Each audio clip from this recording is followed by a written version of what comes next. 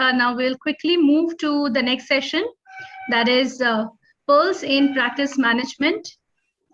And for this session, I would request the chairperson, Dr. Mahipal S. Sachdev, Chairman and Medical Director of Center for Sight, New Delhi, along with the co-chairperson, Dr. Himanshu Mehta, the Vision Eye Center, Mumbai, and the moderator, Dr. Tamila Saran Senthil from Pranav Eye Center, Eye Care Center, Chennai. Dr. Senthil, may I request you to take over the session, please? Over to you. Well, good evening, everyone. I don't know whether Dr. Senthil is there or not, but good evening, everyone, and welcome to this session on Pearls in Practice Management. Is Dr. Senthil here, please? Because I'm just checking. Okay, fine. Meanwhile, you may begin. Yeah. So thank you very much. This, as we all know, that over time, the management of the practice has become very, very important. It is not a simple thing because there is a lot of investment that is coming in.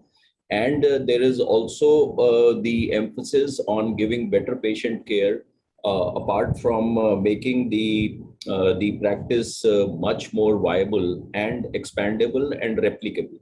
So we have with us I am Dr. Mahipal Sachdev. I am the Chairman Medical Director of Center for Sight Group of Hospitals.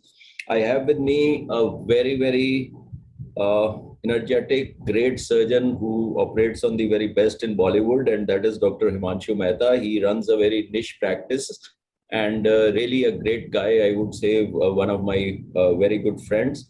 He'll be also talking about the niche practice. Then we have Mr. Ashutosh Vaidya, who heads the Safilo Group in India, and he's a business consultant also. And he'll be talking about Blue Ocean Strategy.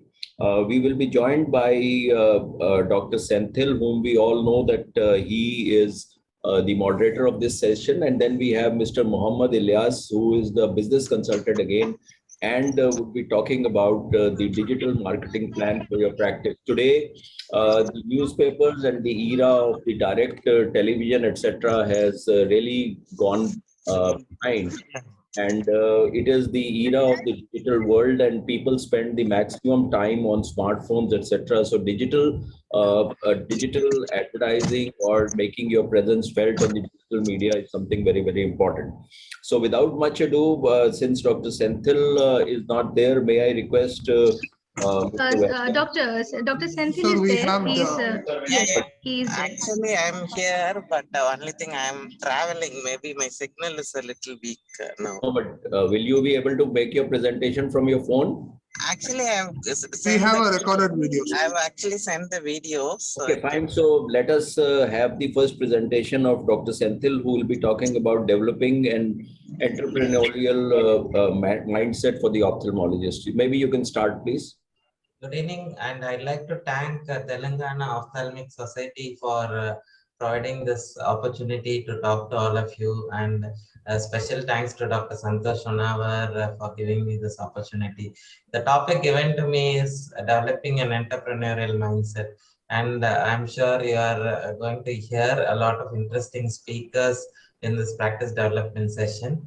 So how do we develop an entrepreneurial mindset? Is the word entrepreneur a bad word, considering that we are all doctors? Or is because previously the word profit and the medical practice was not synonymous, but now with the consumeristic mindset, hospitals are no more called as hospitals, they are called as healthcare enterprises. So I think it is also important for doctors to develop this entrepreneurial mindset. So over the next 10 minutes, 10 minutes is a very less time, but let me see how I can drive into a few concepts which will convert a doctor like all of us into an entrepreneur. So let us, on this slide, we have pictures of two people, two very interesting people from Tamil Nadu. One is Mr. K.P. Ramasamy. Both of them are entrepreneurs. Another one is Mr. Chandra Mohan. The one on the left runs a very large textile mill in south of Tamil Nadu in Coimbatore with 24,000 employees. And the other one on the right side is Mr. Chandra Mohan, who created a very famous ice cream brand called Hatzel.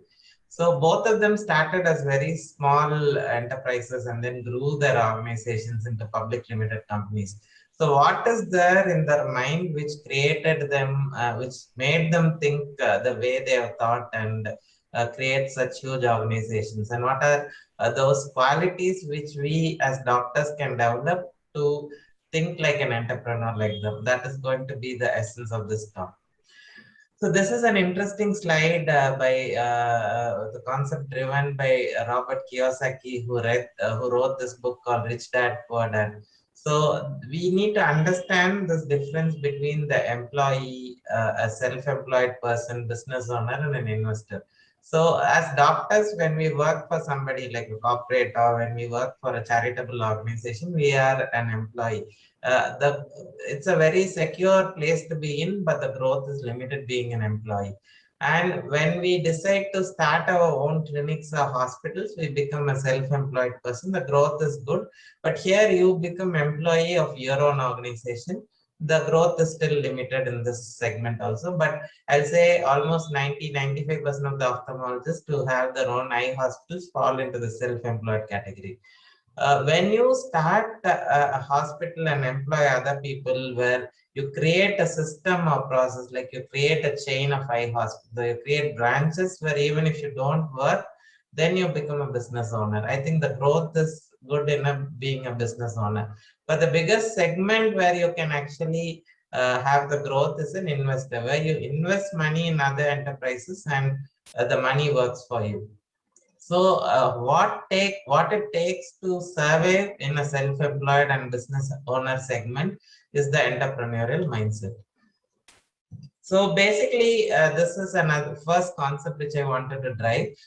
So when we work, or we are always in a comfort zone. When we work, we are in a hospital, we start our own hospital. We don't want to grow beyond that.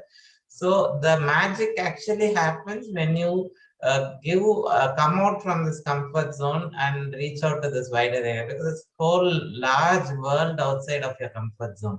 So the first thing when you want to become an entrepreneur or develop this entrepreneurial mindset is to decide to come out of your comfort zone. Maybe it's your secure job or it's your secure clinic. So try to come out of this and start thinking big. That is the first idea or a mindset you have to develop. The second concept which I wanted to drive is the concept which is used by fighter pilots. So because they have very short time to respond. If you don't respond immediately, they are having the chance to be attacked by the enemy. So they have this concept called this OODA loop. Observe whenever there is a danger coming, they observe, orient, decide, and act immediately.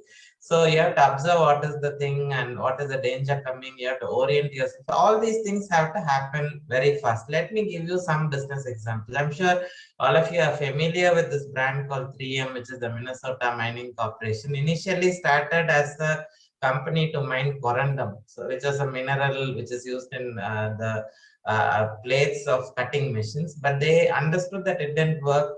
3M started innovating. They started applying this OODA loop into their business, and then they created more and more products, right from the post-it notes to the 3M mask which we use. So they are now having 60,000 products, out of which 40% of them are created over the last 4-5 years. So they apply this concept of OODA over and over again into the business process. Similarly, PayPal started as a company developing this encrypted software for mobile phone. They converted into a company making this financial software. Then they moved on to Palm Pilots, and finally they reinvented themselves to create the email-based payment system. So as an entrepreneur, you have to develop this mindset to reinvent yourself constantly. So the other idea I wanted to drive is the ship. I'm sure all of you know the Titanic was designed as an unsinkable ship, but still the ship failed and people sank. So as an entrepreneur, you should also develop this mindset to fail wisely. So there is a chance of failure, but as ophthalmologists, we are not seeing this failure mostly because we are in a very secure environment. But we have to fail wisely. How could a Titanic fail wisely? They had only 28 life-saving boats. So if they had more boats, they could have succeeded. Maybe less number of people would have died. So don't worry to fail. Don't be afraid of failure. But even if you fail, you have to get back and fail as wisely as possible. Maybe we start a LASIK center, it doesn't work. We start another branch which doesn't work, but we learn from those mistakes and get up. So I'm sure Walt Disney also failed a lot. We now see only his big enterprise which he created. He even was not employed, or he even thought of committing suicide. So failing wisely is the most important habit which we have to develop. The other important aspect we have to develop is we need to have a vision as large as an astronaut, as far-fetching to reach the moon. But on the same time, we should also have attention to the details like a microbiologist. So the company should have a far-fetched vision, but we should also focus our attention on the details. So these thinking like an astronaut and a microbiologist is another important mindset which you have to develop as an entrepreneur. So the other concept we have to also follow is getting an outsider on your team. As doctors, we are very secure. We don't want to get new people into the company. We don't want to get new people who have a different mindset into the organization. But having an outsider, having people who have different mindset, different thought process into the organization is very important. Maybe an ophthalmologist who has skill in marketing, an ophthalmologist who also has a different skill set of public relations. So get an outsider who thinks differently from what you think. I think that is an important mindset we need to develop. As Confucius said, if you are the smartest person in the room, then you are in the wrong room. But as ophthalmologists, we want to be the smartest person in the hospital. But why not we employ more smarter people? If you want to develop as an entrepreneur, if you want to move from this self-employed segment into the business and investor segment, you have to employ more smarter people than you. Another concept which would be useful is how Google works. Let's think the way Google thinks. So of all the Google's people, 70% time is spent on the core initiatives of Google. And people have this extra time where they spend 20% on adjacent initiatives. They spend time on developing new projects, and these give rise to the 10% transformational initiatives of Google. So as ophthalmologists, let us focus 70% of our core aspect of delivering care to the patients, but also let us develop 20% into some technology-based or maybe a community-based screening, and which can lead to a 10% transformational initiatives. We should also apply this concept in our practices. So most important as entrepreneurs, this is called the concept of gifting small goods. So why do we start businesses? It's also to change the lives of people. As I said, in the first slide, we saw this K.C. Ramasamy. He has employed 24,000 people and changed the life of 24,000 people. And most of his employees are women. So these girls get educated, he takes them, gets them married, he supports them financially. So gifting small goods and changing lives of people, I think that's very important when we have to think like an entrepreneur. So the final concept which I want to drive is jumping the curve. This curve is very important because when we start our practices, initially there is a growth for the first 10-14 years. And then after that, there is a plateauing. And then the practice starts declining. So every practice or every business goes through this curve, and we have to identify when the practice is plateaued and then jump the curve from that level to the next level. So let's take the example of this ice industry. Previously, people from the lakes in the US, which were used for preservation, so they were called the ice harvesters. And then after 20-30 years, you had these ice factories which were making ice, and then came the refrigerator where you could make the ice on your home. So the people who were harvesting ice didn't jump the curve to create these ice factories. The people who created the ice factories didn't jump the curve to create refrigerators. So in our practice also, we should see how do we jump. So we create a practice. Can we add a LASIK machine? Can we get into a group practice? So how, or can I exit to another person? So we have to think, how do we jump the curve in our practice? Another concept is we always look at other people as competitors. We should always try to collaborate. Let's not try to compete. So how do we collaborate with the competitors? So this is an example of a bag maker, a hospital, pediatric hospital in Barcelona, which collaborated with a bag maker to create bags which will reduce the strain on the spine of children. So you can collaborate with anybody. You did not collaborate only with your own specialty people. So let us look at how think of ways to collaborate. That's an important aspect to develop this mindset. And create blue ocean strategies. Aravind Eye Hospital was born out of a blue ocean. Dr. Sajdeep, we will have to summarize this presentation in 1 minute. Please pardon the interruption. Drugs was created that way, where they created a market for Ayurvedic drugs. So most important concept is how do you leverage your time, determine which are your most profitable services, and develop a plan to attract those patients who will give you the most amount of profits. Delegate duties and trust people, create a plan and employ people more smarter than you. And start reading all these business books. Apart from our clinical books, I think it's important to read books which focus on business. And the final concept is we have to think like an entrepreneur, but act like a doctor. I think that's more important for the final success. And successful medical practice, we think, is only clinical skills, but successful medical practice is 20% clinical skills and 80% business skills. It doesn't mean you should not be good clinically, but you should also develop those business skills to develop a successful practice. Thank you for your patient hearing.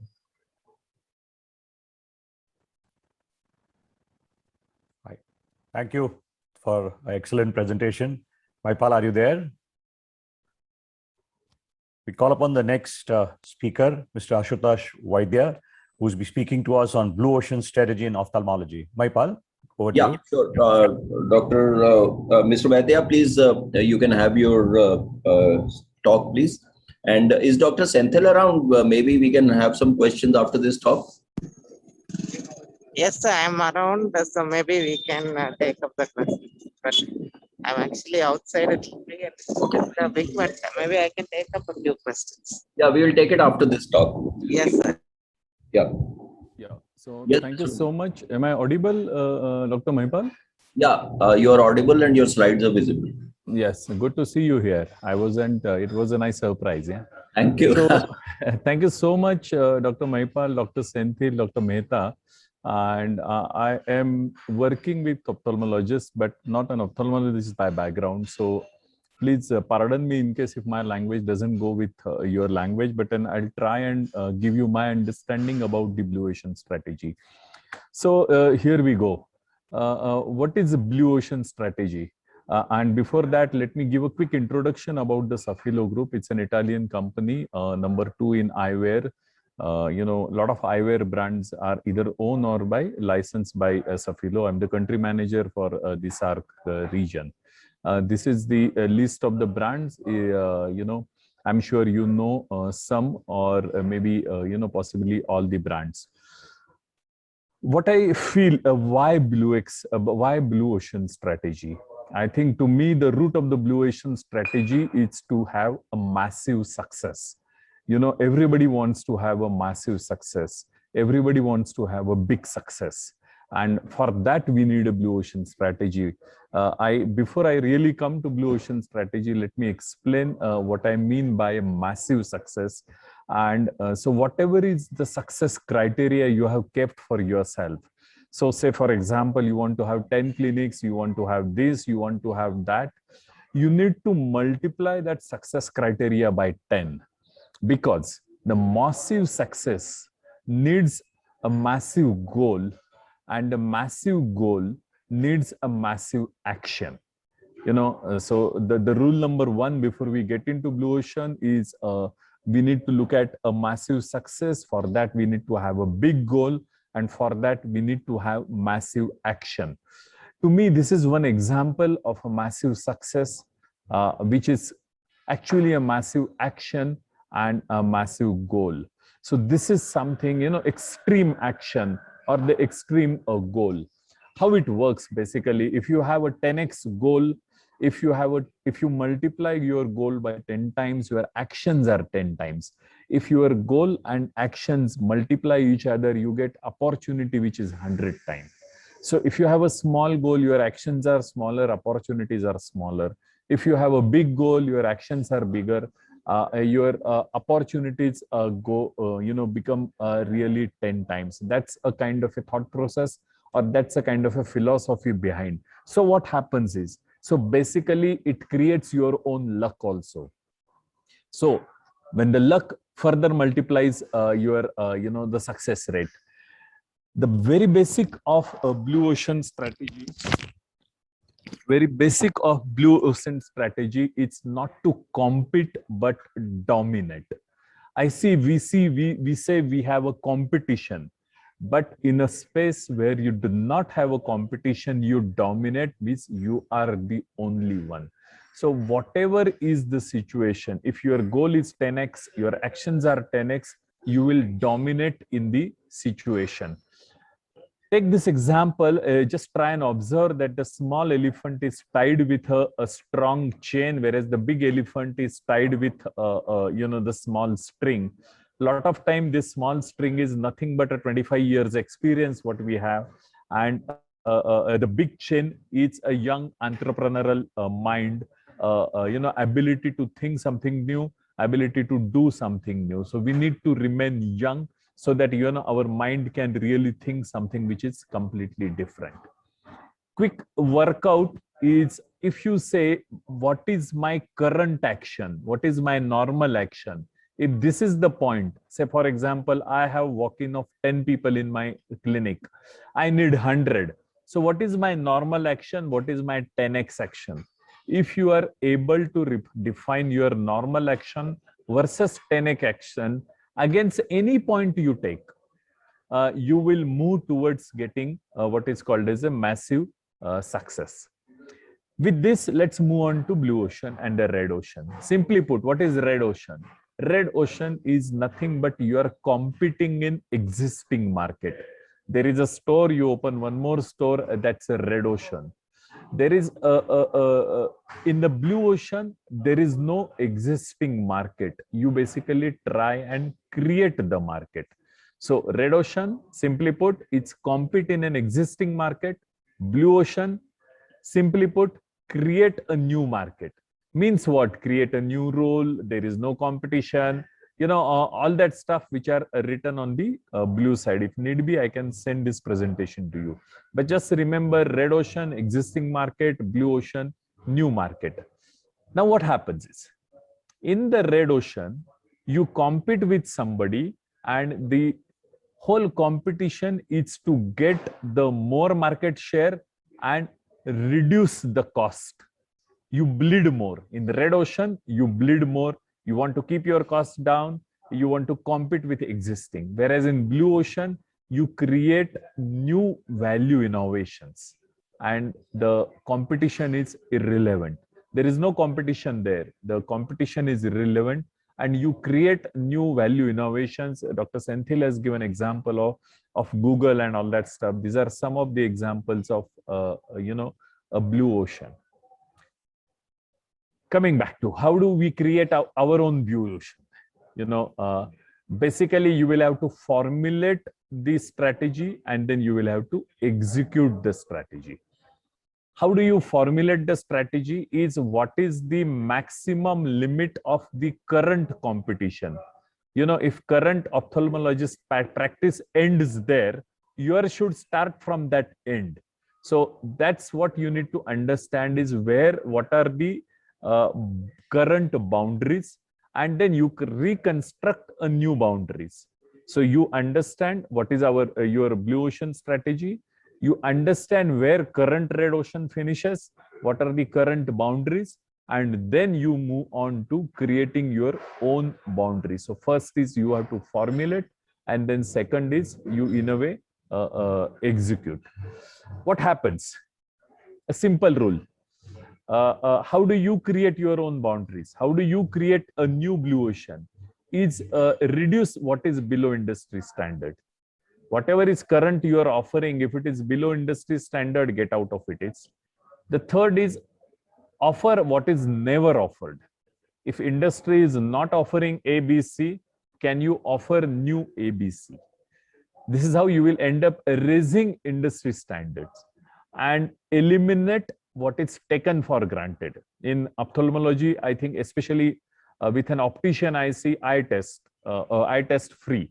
I think taken for granted. Unless you remove that, unless you eliminate it, you will not be able to reach to your new blue ocean. So reduce what is below industry standard, create what is never offered, raise the industry standard, and eliminate what is taken for granted. This is how you will end up creating your own new what is called a new value curve. Example, eye test. It can be a messaging, don't play with your eyes, we don't sell cheap. This I have created it more from an optometrist point of view. So you will have to create your own stuff. This is an example of one blue ocean, my opinion, I have seen. In case if you know this place, I will tell you, in case or maybe you can guess. Let me tell you, this is not a 5-star hotel. This is a lobby of one of the hospitals which I have recently visited in Bangalore. And to me, this is one way of creating their own blue ocean. Of course, this needs to be backed with service and all that stuff. But this is a new benchmark which somebody is trying to put it in, in this optical industry. Another example, another example is, for example, Apollo Pharmacy, in my opinion. In Apollo Pharmacy, if you walk in, you will see, of course, the medicine. But to me, in my own language, the medicine takes 20% place and rest of the items take 80% place. So what I'm saying is they have created their own blue notion. Another example, Tata, the Taneira Sari. I think now they have some 30-40 shops. And they have got into sari, and there is no organized player or there is no company which operates into this business. So they are trying to create their own a blue ocean. How do you create your blue ocean? Let me go a step ahead. Say, for example, if you can look at the stock of, say, walk-in, technology, manpower, training, conversion, sunglasses, eye test, whatever, you have to multiply your goal by 10 and give a marks to it. You have to multiply your goal by 10 and give a marks to it. Equate it on a base of, say, 100 or 1000. Minimum mark currently how much you are getting, and a maximum mark how much you can earn.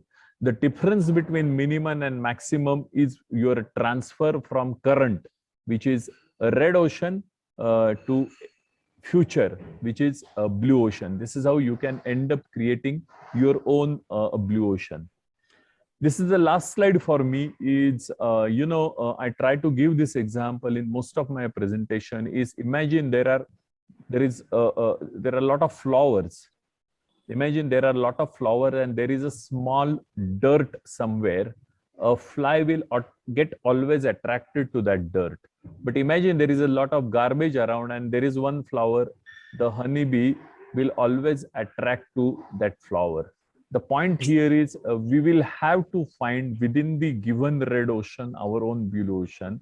And if we continue to work like a honeybee, if we continue to think like a honeybee, I'm sure we would reach there. So thank you so much. I hope I could reach to your expectation. In case if I have not, I'm giving my card to you because I was given a small time, so I try to manage within that. You can write my contact details and your feedback is definitely appreciated. I would try to use such opportunities to improve myself and part whatever knowledge I could part to you all. Thank you so much.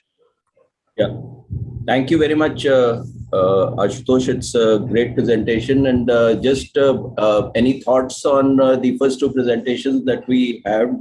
Himanshu, you want to comment on something? I think the message that is there is that you need to re-engineer yourself. You need to actually take risks, but calculated risk, and ultimately be different from what others are offering. And I think the canvas needs to be increased. And that's what Ashutosh said, that you need to actually think bigger and you need to take that quantum leap.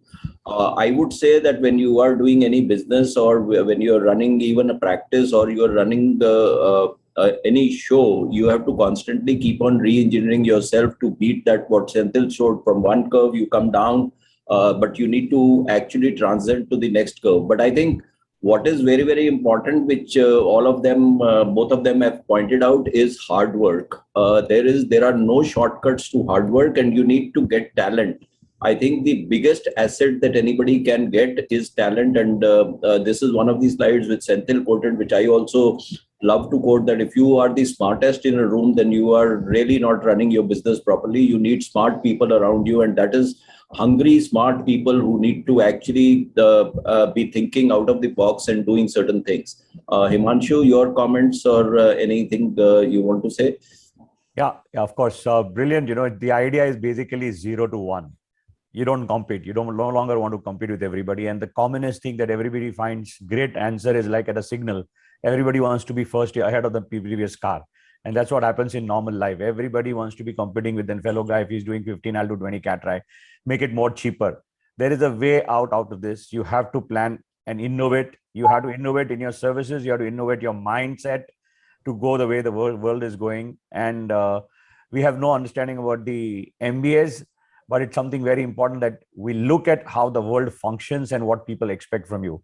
Remaining in the good old clinic is no longer the way out further. And I guess they have done a great blue ocean strategy, which they've been giving us. Okay, great. Thank you very much. Mr. Vaidya, you want to make any comment on the previous talk before you? Or? Oh, well, thank you so much. One is I quite reciprocate with what Senthil is saying. I know him for last, like, say, 7-8 years. He was trying to help me during my entrepreneurial journey as well. So I think you need to be wearing a shoe of an entrepreneur and do the practice. Not you are a doctor, so you're doing a practice. It's one way of looking at it, but you become an entrepreneur and do the practice. I think if you change the side, I think a lot of things will get even clearer. Thank you. Let's go on to the next talk, and that is by Mr. Elias, and he's going to talk about the digital aspect of today's world for marketing and advertising. Mr. Elias. Yeah. Thank you very much for the opportunity. I thank Telangana Ophthalmic Society, Dr. Mahipal, and more particularly Dr. Senthil for inviting me here. So here's my presentation.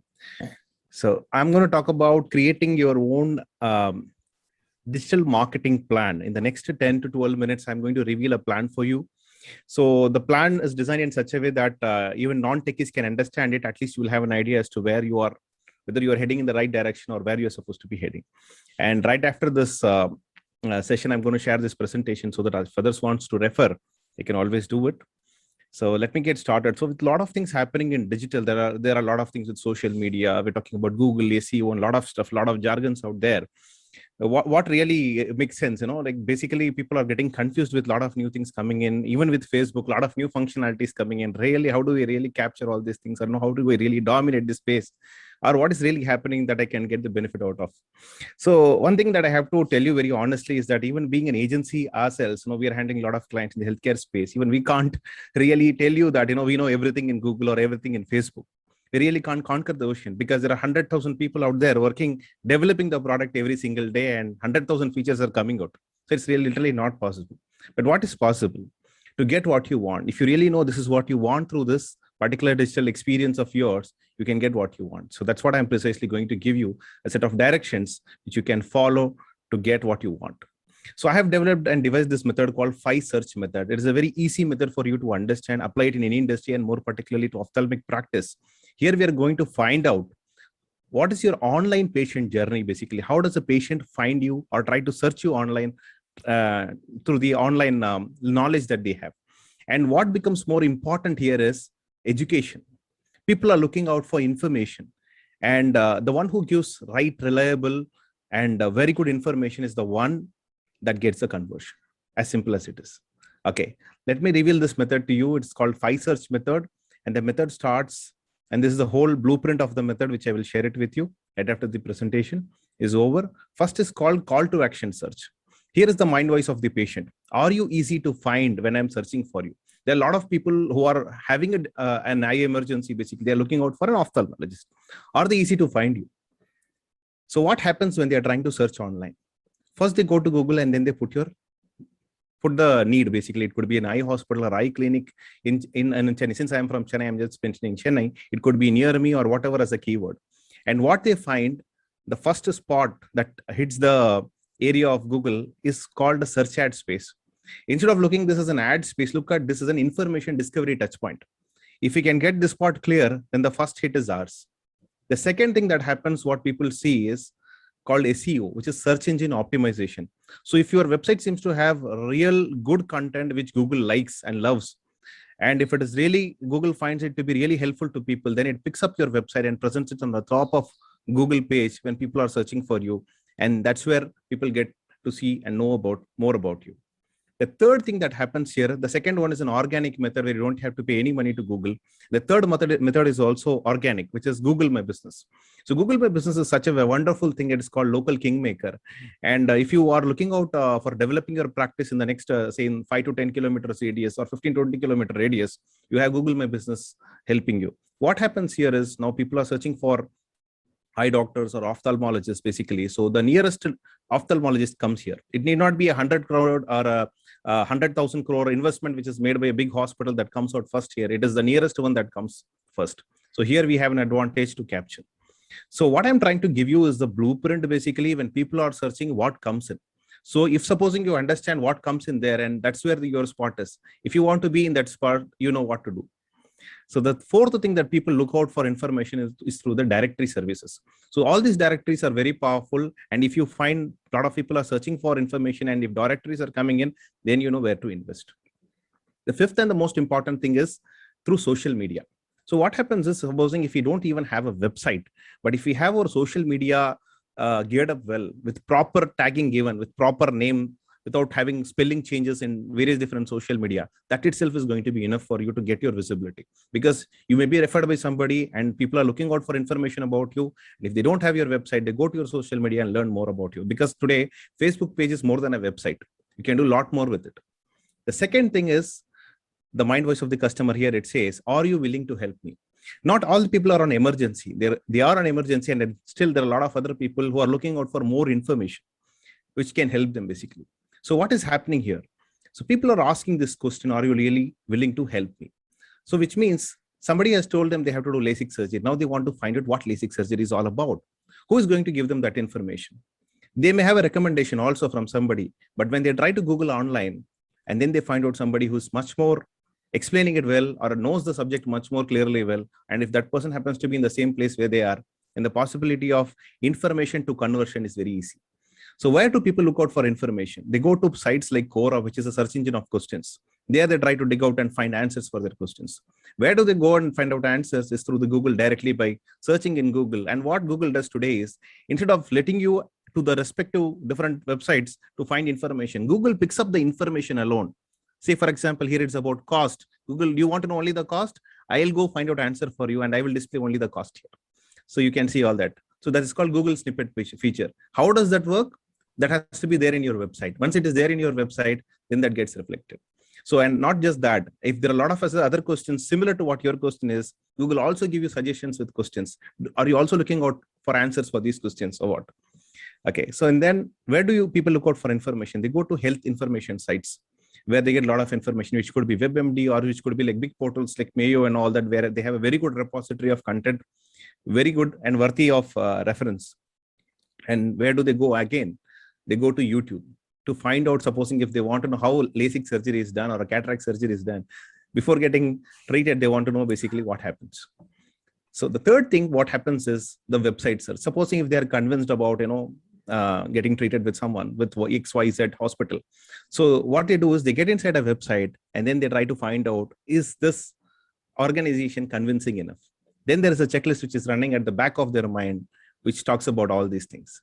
First thing, they get inside a website, they want to find out whether it is relevant or not. So I want to do a cataract surgery. Are they really talking about it? Are they specialized in this or not? If it stays relevant in the banner itself, instead of loading 10 banners, 1 or 2 banners that really talk to them, yes, it is what we do and this is what you're looking for, then you stay relevant. The second is the authority check. So who are you in the industry basically? So what is your presence, or what is your success story, or what are the complex case studies that you have done, or whatever you have done basically, how are you presenting yourself? and then the personality check. So there is nothing to hide ourselves from the public view. We should definitely come out and we should talk about ourselves, about our value system that builds trust basically. So who you are as a person, people want to find out. In that way, a lot of people will know you. You may not know them, but they also understand your vision and mission.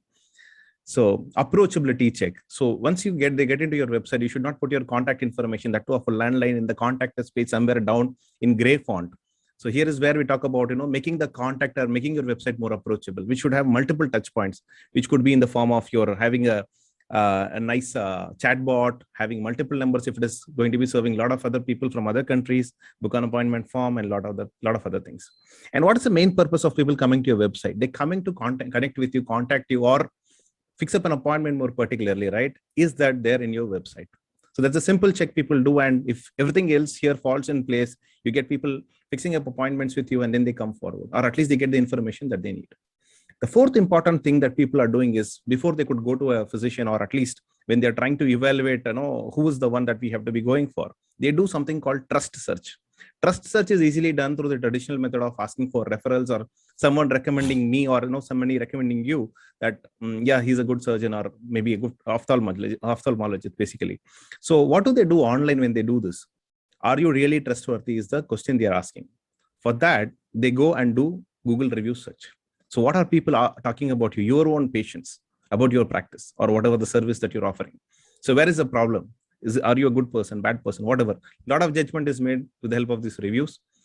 I don't know why we are so shy about asking reviews to our patients. May not be doctors should not be asking. Like, there should be a system in place that should be asking, because when every Ola driver and Uber driver can ask after that service provided for a 5-star rating, we are doing much more than that actually. So, and then the reviews which are coming through the Mouthshed reviews, or which could be like an article that comes, or which could be a case study that gets published. All these are the very important elements that builds the trust. The fifth and the most important search method is called subliminal search, which is a very traditional and a classical form of search method, wherein people are searching for you without actually searching for you. What do I mean? Are you really the brand I love? If you watch TV, you're watching TV for news, or you're watching it for your movies or things like that. You're not watching for advertisements. Advertisements do pop up, and then a BMW car advertisement comes in with a nice financial option, and then you want to book it then, which was not there in your checklist to buy. So how did that happen? Your mind was actually searching for it, and then when you saw the advertisement, all that correlated. So advertisements should be considered, or the mediums basically are considered to be an effective way to make your message reach, which can be converted in the form of awareness marketing. So what are we talking about? Facebook and social medias like Instagram, Facebook, and a lot of other mediums which are there are very nice vehicles to spread your message about awareness. So awareness marketing can happen, or the education can happen through the social media, through the right regional language mix which you have for your practice basically. So here we try to experiment with a lot of things, and here if you can see, there's a video which is in Tamil about this black fungus, and then the same thing in Hindi and the same thing in English, and all same budget basically, very, very small budget, say 2,000 rupees per video or something like that. And the kind of viewership which has happened because of this, and then the resultant benefit which has come through this is really marvelous. But what has happened here is the information delivery has happened. So what we are trying to talk about is an ethical marketing communication. You are here to educate people. They are looking out for real, reliable communication relating to their health. If you are there to help people with right education, you don't have to be worried about conversion, and that will fall in your lap. So the similar is a thing that we tried with YouTube also, which also really worked wonders. So I would request you to try such mediums and methods basically, which can be really helpful. And this is the overall blueprint that I am sharing with you, which you can use it for your practice development. And also, supposing if yours is a clinic or a single specialty hospital or a multi-specialty hospital, if you're looking at international patient, the same method can be customized. And here I have given a set of activities that you can do on week 1, week 2, week 3, week 4. And this is the overall planner which is here for you. So thank you very much for the opportunity on a Sunday evening. Thank you very much. Over to you, question. Dr. Mahipal. A lot of Google algos keep changing, Elias. So, wonderful presentation. It was great to hear. Clear flow of thoughts. I think for a beginner, it will take a long time to digest what you said in 7 minutes. You said too much stuff, too much compressed stuff. It's like a compressed file on the email. But the algo is changing. And the second is Facebook. Facebook not very popular anymore. You ask any young kid, nobody wants to be on Facebook. It's for oldies. Now tell me, would you divide your market into various things? Where would you go for? You're talking about you're asking me about the medium, sir? Yeah. YouTube, you have Instagram, you have me, YouTube, you have so many things right now available. Exactly. Sir, you waste your time on Facebook. You've got to be very clear where your target audience is. You're right. You're precisely right, I can say. But Facebook is one thing. I definitely will defend Facebook because it is one of the oldest mediums, and being the oldest medium, that's where you have the money power, because all the people above 40 plus and where they make decisions are already there. And only during this corona, as you rightly said, Instagram is gaining popularity because grandfather and grandmother is now in Instagram, and that's where the purchase power is. So I would definitely not leave Facebook aside, because there we have data which can be dissected. For more than 400 million people are there, so we cannot definitely leave that medium. But at the same time, have an adjustable balance with Instagram also, because that's the new normal. So I think, Dr. Himanshu, the milieu is changing very, very fast, and I don't think you can put yourself only in one social media platform. I think it has to be spread across, and then you need to titrate the kind of response that you're getting from each of them, and then maybe bump up the one which is actually translating into conversions and actually getting you the patients. But in any case, I think, Mr. Elias, you really gave a very good overview of the digital space. And I think that's the new normal today as regards the digital space. When COVID came in, I think that was, as it is, the magazines and the newspapers in the physical form were going down. And I think one of the couple of more nails have been put into the coffin. I won't say that the newspaper are dead, but the circulation has gone down by about 30, 40, 50%. And I think the youngsters are all wanting the e-paper, and they're more on the digital platform, and that is there. So thank you very much. And we come, as I say, the very best, last but not the least, I would say last but the very best, and that's how to have a premium practice. And none other than Dr. Himanshu Mehta. He is the president of IARSI and a great phaco surgeon, and above all, a great human being. Dr. Himanshu, please. Thank you. Thank you, Maipal. Let me share my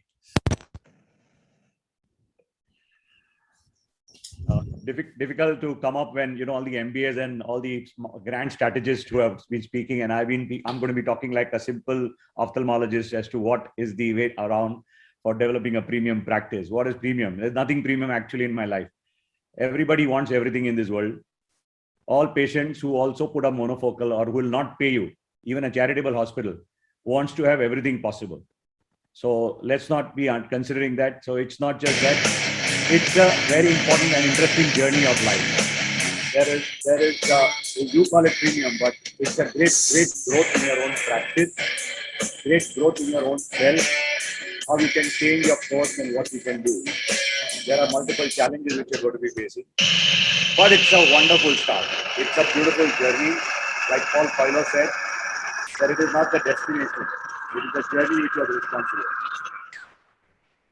You will have to take off nicely. You have to be very well planned.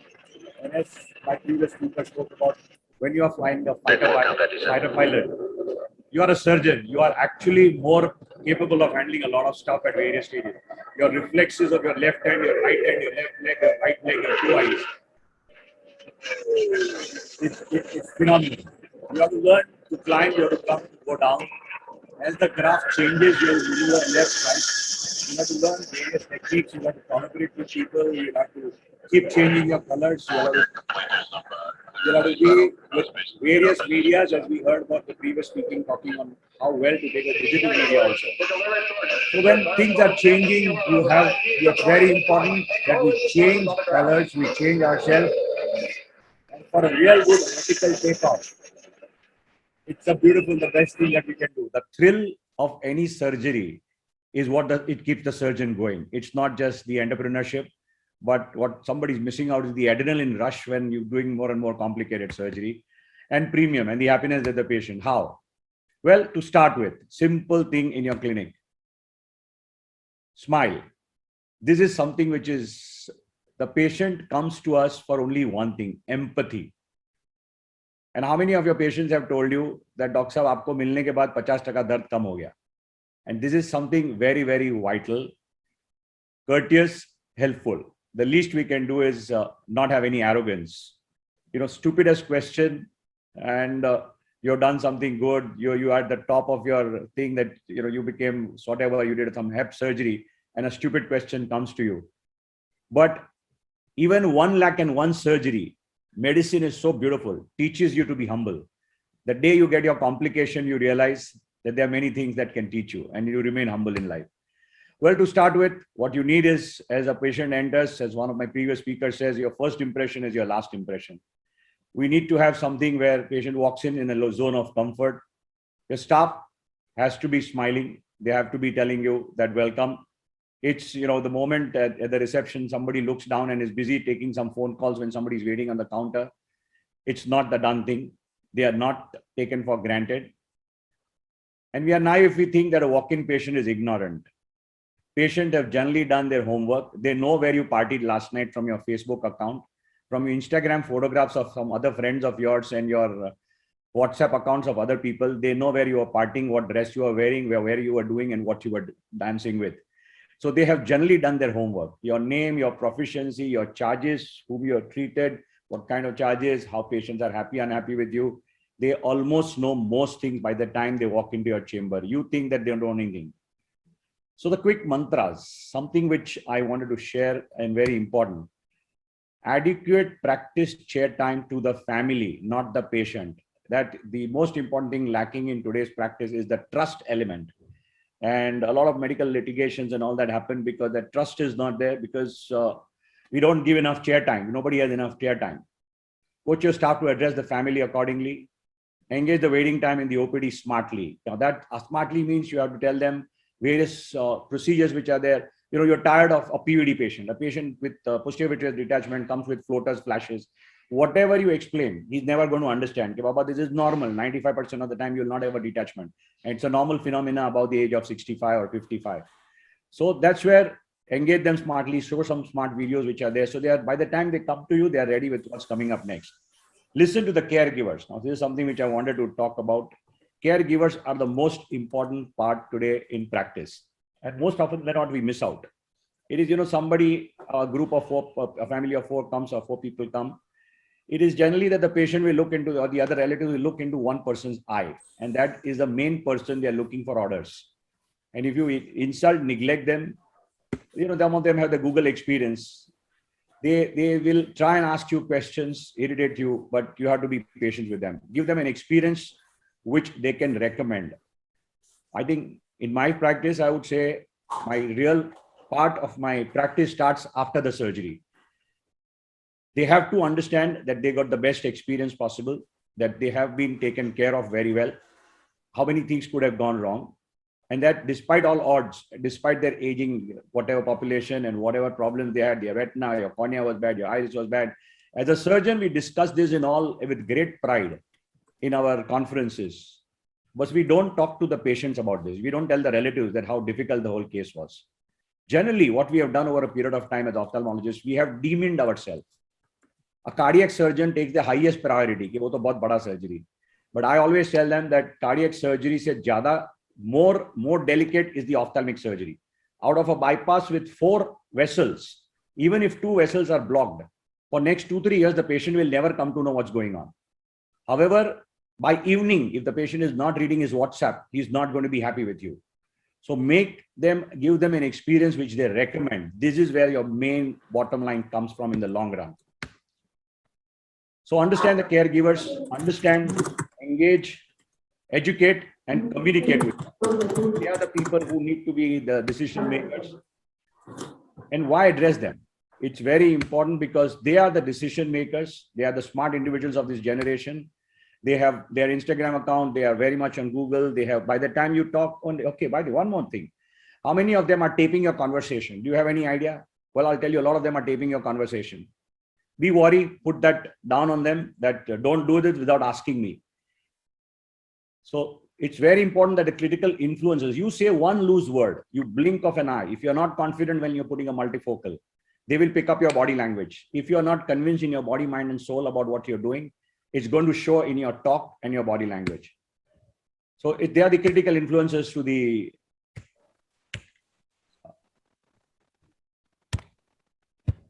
I'm sorry we held up, but well, this is what. So caregivers matter to your practice, and that's very important.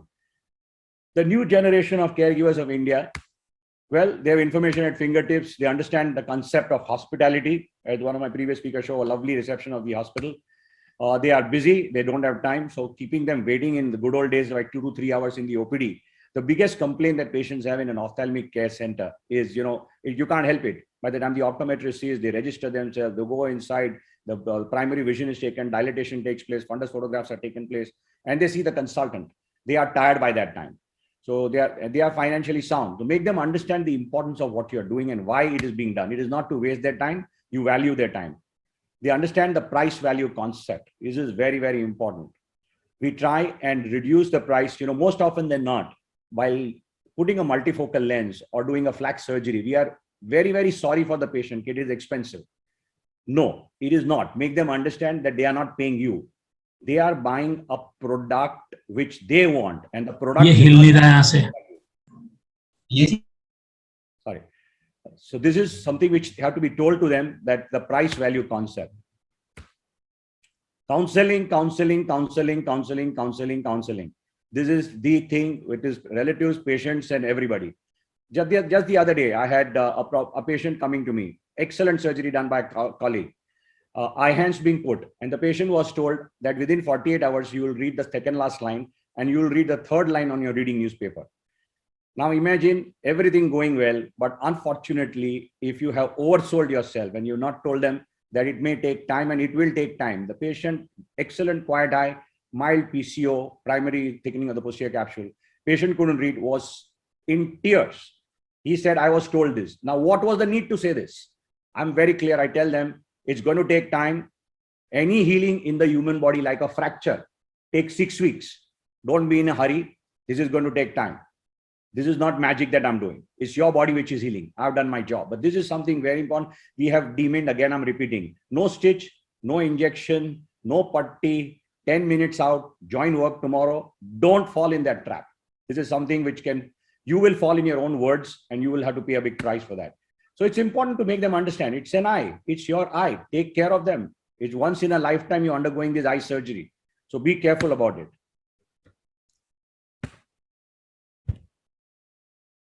Yeah, it's not moving, but counseling, as I repeat, is a very important, the most important part in surgery.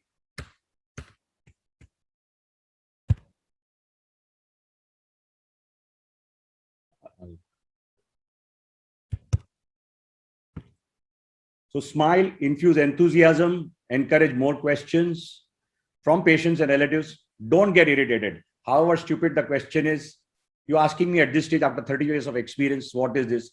So there is no stupid question. Even though, however, you are irritated, don't do that. Chair time, again, invest in quality chair time with your patients. Relevant analogies. One of the easiest analogy to give is they are not ready to spend money on their multifocal lens. Both expensive, and we are always, my insurance doesn't pay. Show them their phone. It's very simple. Show them that phone. That, well, this is your phone. You're going to change this every year or two. All right. And you're going to be spending at least 10 more phone calls in the next 20 years. Whereas the eye surgery, the lens which you put in your eye doesn't even cost 1/3 or half of that cost. And it is once in a lifetime. The moment you give them an analogy, it helps. So demonstrate the technology by the AV, you in your practice, like the good old Chinese saying, photograph or a video is worth 1,000 words. So do not hesitate in recommending whatever you have to say. Staff conversation, coach your staff. I have 30 seconds. So patient counselor, coach them, flow manager to address what is going on. So equipment, you have to be very well equipped. You have to be very, very clear about what you have. And you have to be very clear and that's why I said it's a personal growth. You have to give the best results. You have the best equipment. You have to see that your accuracy levels are extremely high, because despite that, you will have surprises coming up in life. So offer everything. Don't think that a patient looks poor and I will not offer a multifocal lens. And remember, value yourself. Do not undervalue yourself. You have a right to charge. You have a right to make money. You are not in anything else. You're giving the best possible thing in life, vision. And if you can't take care of that, and if you can't respect yourself in the mirror, if you're a stranger in the mirror, you will never be able to get value. So your premium practice starts that value yourself in the mirror, see that you give the best possible thing, awareness of high technology, patient expectation, higher the cost, answerability. personal proficiency, constant evolution. We have to evolve every which way, and managing people.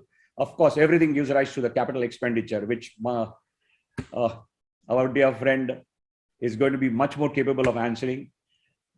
So adding flair and practice, this is the most important thing that we have to have.